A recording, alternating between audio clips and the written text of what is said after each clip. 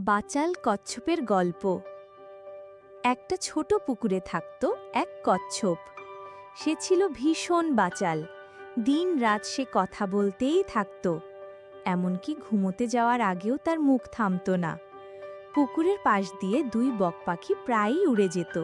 তারা কচ্ছপটিকে খুব পছন্দ করত, কিন্তু তার অতিরিক্ত কথায় মাঝে মাঝে বিরক্তও হতো। এক গ্রীষ্মের দিনে পুকুরটা একেবারে শুকিয়ে গেল। খাবার নেই, পানি নেই। কচ্ছপটি চিন্তায় পড়ে গেল। তার এই অবস্থা দেখে দুই বক বলল, চলো ভাই, আমরা তোমাকে অন্য কোথাও নিয়ে যাই, যেখানে খাবার পানি আছে। কিন্তু একটা শর্ত, যাত্রার সময় তোমাকে একদম চুপ থাকতে হবে। তারা একটি লাঠির দুই মাথায় দুইজন ধরল।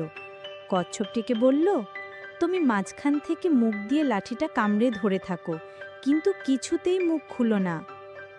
কচ্ছপটি রাজি হলো।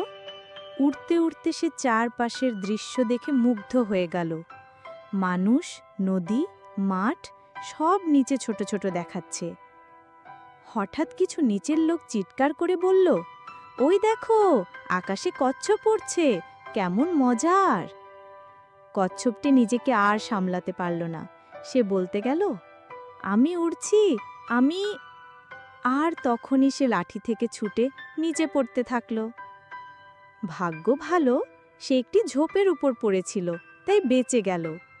ব্যথা পেল বটে, কিন্তু তখন তার মনে হলো, ওহ, শুধু একটি চুপ থাকলেই হতো। এবার থেকে ভেবেচিন্তে কথা বলবো।